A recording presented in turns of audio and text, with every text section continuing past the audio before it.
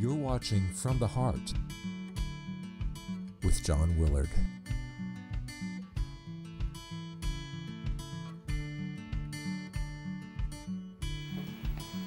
Hi friends, John Willard here, the gentleman poet, storyteller, and Naka contributor, back for another show and more bone-chilling truth.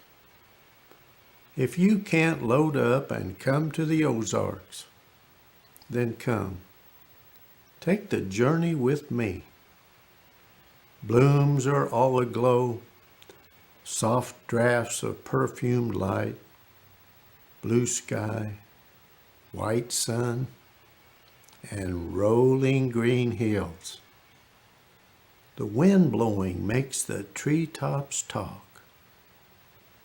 The changing seasons pull us like a magnet to new adventure.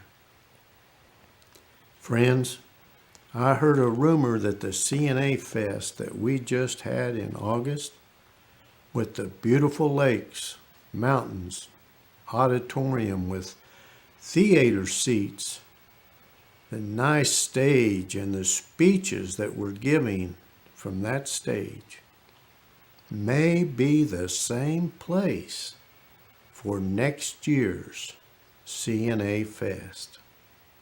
This is something I would like to see all CNAs enjoy. The pups and I were up at 4 this morning. After food for the pups and oatmeal and coffee for me, we took in the sights and the sounds of the Ozarks. And speaking of pups, I heard a story about a farmer who had some puppies for sale. He made a sign advertising the pups, and he nailed it to a post. He felt a tug on his overalls. He looked down to see a little boy with a big grin and something in his hand. "Mister," he said, "I want to buy one of your puppies." "Well," said the farmer, "these puppies come from fine parents and cost a good deal."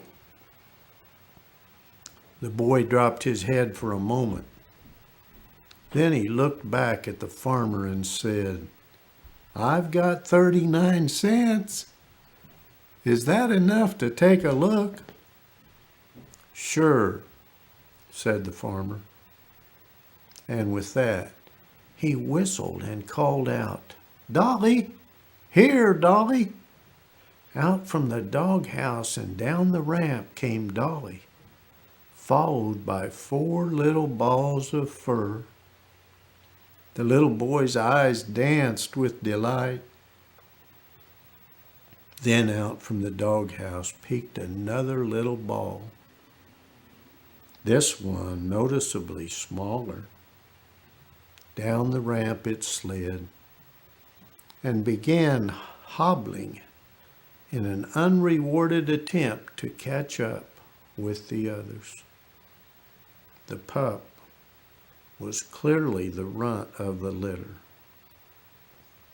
The little boy pressed his face to the fence and he cried out, "I want that one," pointing to the runt. The farmer knelt down and said, "Son, you don't want that puppy. He will never be able to run and play with you the way you would like." With that, the boy reached down, slowly pulled up one leg of his trousers. In doing so, he revealed a steel brace running down both sides of his leg, attaching itself to a special-made shoe. Looking up at the farmer, he said, You see, sir, I don't run too well myself, and he will need someone who understands. The boy tried to find an expression for what was in his heart, to give vent to the love. If I could have any wish right now, I wish that I could take this moment and put it in a jar and put a lid on it so each of us could hold it. And every now and then, wherever we go, at those special times when life is cruel, we'd open the jar and let a little bit of this love out. And we would remember the experience of loving and of being loved. And it would make us whole again. They say you can't save time in a bottle, but maybe you can. Maybe you can save time in a bottle. Maybe you can preserve the love. Maybe remembering is as good as being there. No, you can't go back, but you can be back. Maybe you can save time in a bottle. Memories are sustaining things. They give meaning and purpose not only to the past, but to the present.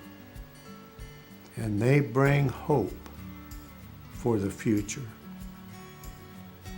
Reach up and take the jar off the shelf. Open the lid slowly. Be careful not to let too much escape at once. Savor every aroma and draw strength for today from the blessings of the past. Yes, the little boy wants that one, someone who understands. Friends, I'm out of time. But remember, Nagi always said, when you're good to others, you are best to yourself. You can reach me on Twitter at JohnWillard47. If you want me to come to your event, well, I still have my dogs, and you know how that is. Remember, it's not what we gain, but what we give that measures the worth of the life we live. Until next time, friends.